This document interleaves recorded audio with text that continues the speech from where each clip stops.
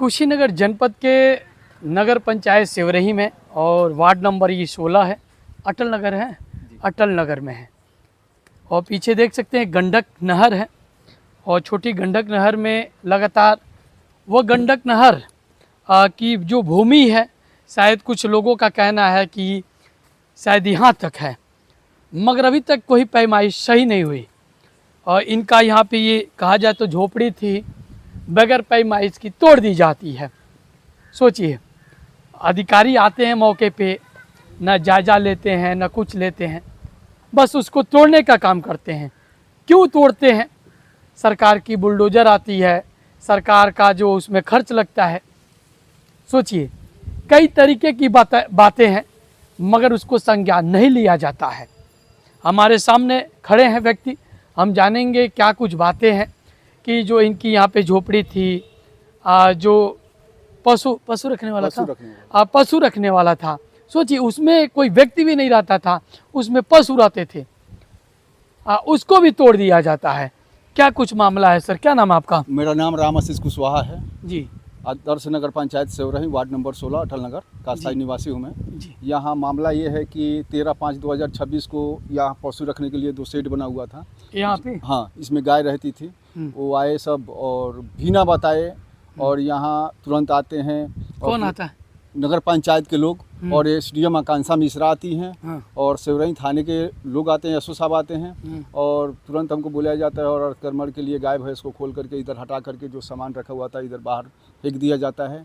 और तो आप अवैध अतिक्रमण करेंगे तो शासन प्रशासन आके आपके ऊपर एक्शन तो लेगी सर। आप क्यों अवैध अतिक्रमण किए थे? क्यों किए थे सर? अगर हमारा अवैध है, मैं धारा 24 किया हुआ हूँ, धारा 24 का भी पैमाइश हुआ नहीं है और इसको अवैध बता करके तोड़ दिया जाता है। और हमारे ही बगल में देख रहे हैं कि 5 लोग के ऊपर नोटिस जो आया हुआ है, उनके ऊपर कार्रवाई नहीं होती। किन किन लोगों के ऊपर आया है? ये राधे श्याम, अमरदीन अंसारी, फिदा हुसैन अंसारी, जाकिर अंसारी और क्या नाम है, एक और हैं अमरदीन अंसारी, जो सबसे बड़ा भू माफिया हैं। और गंडक की भूमि 437 नंबर वो जो गिरवी रख दिए हैं, गिरवी रख दी है। गिरवी रख दिया हूँ, उसका पेपर है। हमने डीएम साहब को भी संज्ञान में ये पेपर रखा हुआ था और तहसील दिवस में वो दिया हुआ है पेपर, मगर उनके ऊपर कोई कार्रवाई नहीं होता है। जो गंडक का भूमि बेच देता है उसके ऊपर कोई कार्रवाई नहीं होती है। और गंडक की भूमि में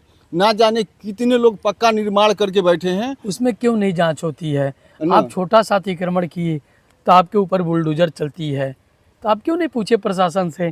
जो यहाँ जो भी बसे हुए लोग हैं, सभी लोग अवैध अतिक्रमण में बसे हैं, उन लोगों के ऊपर कार्रवाई नहीं हो रही है, हमारे ऊपर क्यों हो रही है? अगर सर प्रशासन चोर नहीं होती तो जांच करके कार्रवाई करती। और एक सबसे बड़ी बात यह है कि अधिशासी अधिकारी उत्तम वर्मा के द्वारा जो 450 नंबर का जो हमको नोटिस जारी हुआ है, मैं उनसे पूछूंगा और लेखपाल साहब से कि उसकी जांच कराई जाए कि 450 किसके कब्जे में है।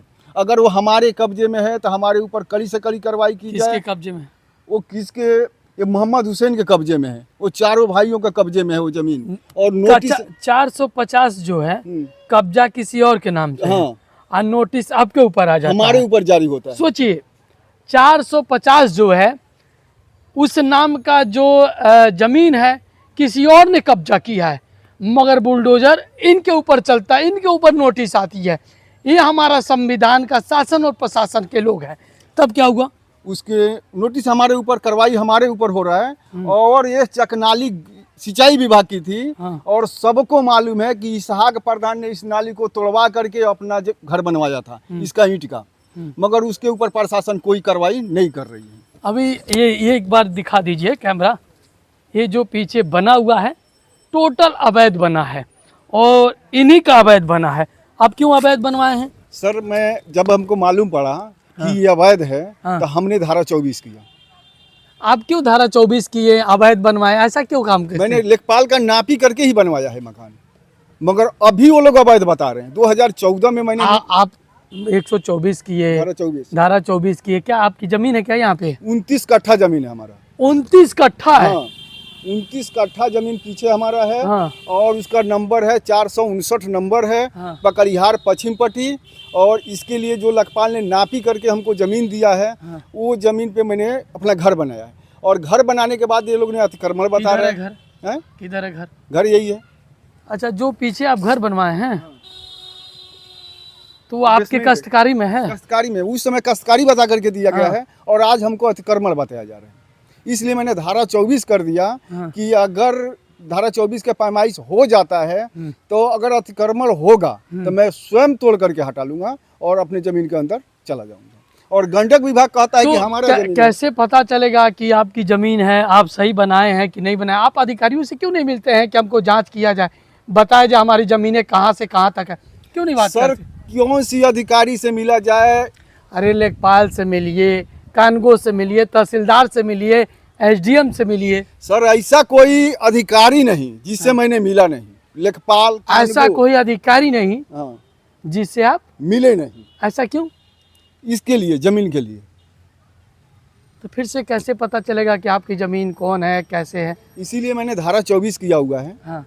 धारा 24 जब उसने जो हमारा ज़मीन कब्जा किया, मर्दीन अंसारी, मोहम्मद हुसैन अंसारी, ये फिदा हुसैन अंसारी, जाकिर अंसारी, जो कब्जा किए हैं। टोटल कब्जा हो गया है? टोटल कब्जा नहीं हुआ, 2.5 से 3 कट्ठा ज़मीन लोगों ने कब्जा कर लिया है। हाँ। और उसने ही जो पकड़िहार पूरा पट्टी में वो रहता है, पकड़िहार पश्चिम पट्टी में हमारा ज़मीन है और आपत्ति लगाने का काम वही किया है। जो आकांक्षा मिश्रा ने कहा था कि मैंने 30 दिन के अंदर मैंने इसके ऊपर कार्रवाई करूंगा और विस्तार करके दूंगा, तब तक उनका ट्रांसफ़र हो जाता है। पीछे आ जाइए, इधर दिखा दीजिए, इनका थोड़ा और पीछे हो जाइए सर। ये पीछे वाला ज़मीन है? हाँ, ये ज़मीन है।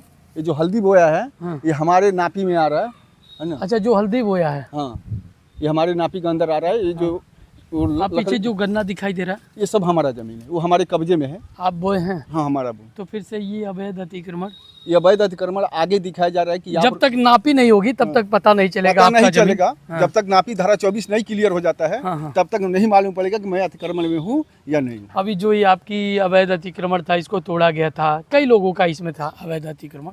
अवैध अतिक्रमण तो यहाँ 6 लोगों का था। हाँ। मगर हमारे 2 भाई लोगों के ऊपर कार्रवाई हुआ। हाँ। मगर बाकी लोग के ऊपर नहीं हुआ। दादा है क्या हो? दादा ही है ना भाई, इस सरकार में सबसे बड़ा दादा इस समय वही है। और सोचिए, शायद अधिकारी मौके पे पहुंचते हैं और गरीबों के ऊपर बुलडोजर चला के चले जाते हैं। शायद गरीब पैसा नहीं दे सकते हैं, शायद गरीब दफ्तर तक दौड़ नहीं सकते हैं, शायद गरीब के पास औकात नहीं होती। सबसे बड़ी चीज़, शायद मैं उन अधिकारियों से विनती और निवेदन करता हूं, ऐसे गरीब के ऊपर बुलडोजर ना चलाएं। जब 6 लोग अवैध कब्जा किए तो 2 के ऊपर ही बुलडोजर क्यों चला? आखिर में क्यों ऐसा हुआ? सोचिए, जिसमें पशु रहते थे, पशु का भी घर तोड़ दिया जाता है, मगर जो अवैध कब्जे में लगातार, कहाँ तक अवैध कब्जा है? ये पूरा अवैध कब्जा है। ये पूरा जो घर जो बना पीछे हुआ है, ग्रीनलैंड स्कूल, पूरा ग्रीनलैंड इंटरनेशनल स्कूल, आधा ग्रीनलैंड इंटरनेशनल स्कूल जो है, हाँ, एक बार और पीछे से दिखा दीजिए सर। वो जो स्कूल है और पीछे से वो 3 नंबर में बना हुआ है। हाँ। जो जिसका खलिहान का नंबर 1033 है हम्म, और रोड का 1447 है। हाँ। और उसका जो पर्सनल, उसका पुश्तैनी जमीन है, स्कूल दिखाई दे रहा है सर? उसका जो पीछे से उधर से दिखा दीजिए। पिश्तैनी जमीन है, हाँ, हाँ, वो 1032 है। हाँ। वो 3 नंबर में स्कूल बना हुआ है। अब और सोचिए, ये जो बड़ा सा ये स्कूल दिखाई दे रहा है और ग्रीनलैंड इंटरनेशनल स्कूल देख रहे हैं, इन लोगों का कहना है कि वो स्कूल भी अवैध कब्जे में बना है। सोचिए, मगर शायद उस पर बुलडोजर नहीं चल सकता है। बना तो बना कैसे? अधिकारी मौके पे पहुंच नहीं पाते हैं, शायद पहुंचते होंगे तो कुछ ना कुछ पा जाते होंगे, मगर छोटा सा आलिशान भी बंगला नहीं था, वह पशुओं के लिए बनाया गया था, मगर गरीबों के लिए कोई अधिकारी नहीं।